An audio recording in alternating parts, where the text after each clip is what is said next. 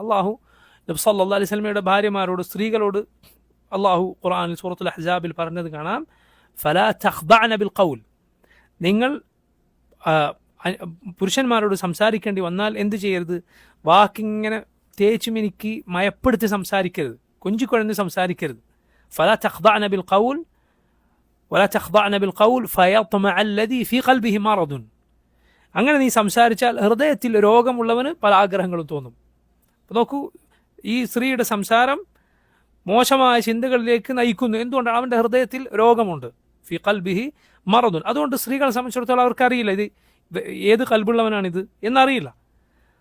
അതുകൊണ്ട് എന്ത് ചെയ്യുക, ഫഖുൽന ഖൗലൻ മഅറൂഫ, മാന്യമായ വാക്ക് മാത്രം പറയുക. അന്യ പുരുഷന്മാരോട് സംസാരിക്കേണ്ടി വന്നാൽ എന്ത് ചെയ്യുക, മാന്യമായ വാക്ക് മാത്രം പറഞ്ഞ് ഗൗരവത്തിന് സംസാരിച്ച് ഒരു റീബത്തിന്, എന്തെങ്കിലും ഒരു മോശം ചിന്തക്ക്, മോശം ഊഹത്തിന് ഇടവരുത്താത്ത വാക്ക് പറഞ്ഞ് അവസാനിപ്പിക്കുക.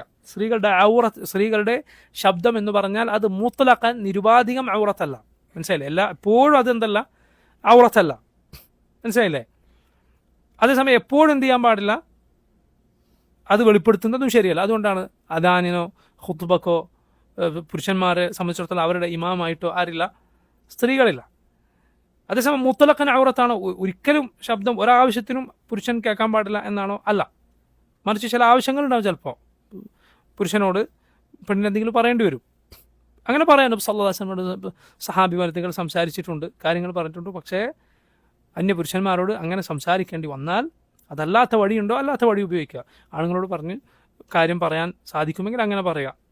അല്ലെങ്കിൽ സംസാരിക്കേണ്ട ആവശ്യമുള്ള പുരുഷനോട് കാര്യം എത്തിച്ചു കൊടുക്കാൻ ഒരു സ്ത്രീ ഉണ്ടെങ്കിൽ, അയാളുടെ ഉമ്മയോ അയാളുടെ ഭാര്യയോ മറ്റോ ഉണ്ടെങ്കിൽ അങ്ങനെ പറയുക.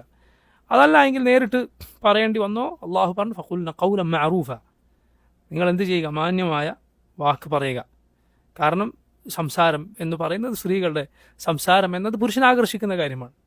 സ്ത്രീയുടെ ശബ്ദം പുരുഷൻ്റെ ശബ്ദം പോലെയല്ല, അത് ആകർഷണീയമായ ശബ്ദമാണ്. അള്ളാഹു റബ്ബുൽ ആലമീൻ ഈ രണ്ട് കൂട്ടരെയും, പുരുഷനെയും സ്ത്രീകളെയും പരസ്പരം ആകർഷിക്കുന്നവരാക്കിയിരിക്കുന്നു. കാരണം അങ്ങനെയാണ് മനുഷ്യകുലം നിലനിൽക്കുക.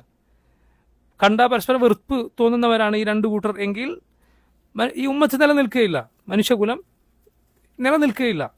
അള്ളാഹു റബ്ബുൽ ആലമീൻ അവൻ്റെ റഹ്മത്തായിക്കൊണ്ട്, അവൻ്റെ ഹിക്മത്തിൻ്റെ ഭാഗമായിട്ടാണ് അങ്ങനെ നിശ്ചയിച്ചിട്ടുള്ളത്.